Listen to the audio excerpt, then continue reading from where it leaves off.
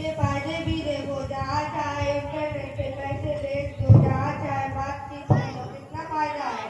ये कौन है जिन्हें ना बोला पैसा नहीं, पहले जाके कायदा से पहले फिर कायदा की बात करे। जो कोई कायदा खान है वो कोई कायदा की बात करती, अभी समझेगा तो ऐसा वो देखा मौलवी साहब आ गए, तुमको वही विदेशी बीवी का नुकसान बतलाइए। अस्सलाम वालेकुम।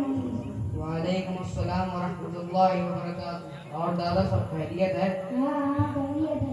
अब बोला सबकी बीबी जेबन में चली गई। क्या हुआ दादा, कैसी हुई? बोला फायदे के कंप्यूटर लो।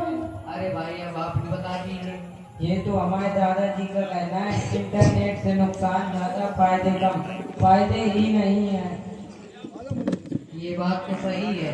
आज की नस्ल की लड़की लड़का इस चीज के इस्तेमाल में ज्यादा मशगूल हो रहे हैं कि दुकानों का काम और स्कूल व मदरसों का काम तो हो ही नहीं पाता है, जिसके चलते दिन ब दिन बुराइयां बढ़ती जा रही हैं। और आमतौर पर फिल्मों का देखना, सीरियलों का देखना और गंदी किस्म की बातें लिखकर एक दूसरे को भेजना आम हो चुका है। समझ में आवत है कि नहीं? या समझ में आवत हो तो अपनी अपनी मूड़ी में घुसा लो। हाँ वही मेमोरी। देखो भाइयों, अगर इंटरनेट का सही तरीके से तर्जुमा किया जाए तो पहला इंटर और दूसरा नेट। इंटर का माने दाखिल होना और नेट का माने जाल। देखो बन गया ना जाल में दाखिल होना, कितना खतरनाक लफ्ज है। और रही बात फायदे की, फायदा तो बहुत मुख्तसर है। जो चीज़ अल्लाह का जिक्र और उसकी इबादत से गाफिल करे उसका तो कोई फायदा ही नहीं।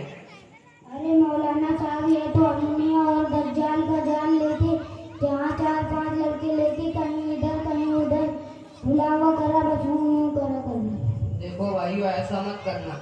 ऐसा करने से किसी का फायदा नहीं है। हमारे नबी सल्लल्लाहु अलैहि वसल्लम ने इरशाद फरमाया कि हम में से बेहतर शख्स वो है जिसके जुबान और हाथ से किसी दूसरे इंसान को तकलीफ ना हो और वो किसी की मदद करे और वही किसी के काम आ जाए और वही किसी के दूसरे दुख दर्द में शरीक हो जाए इस और दूसरे के लिए इस्तेमाल करे तो इससे बड़ा फायदा होगा।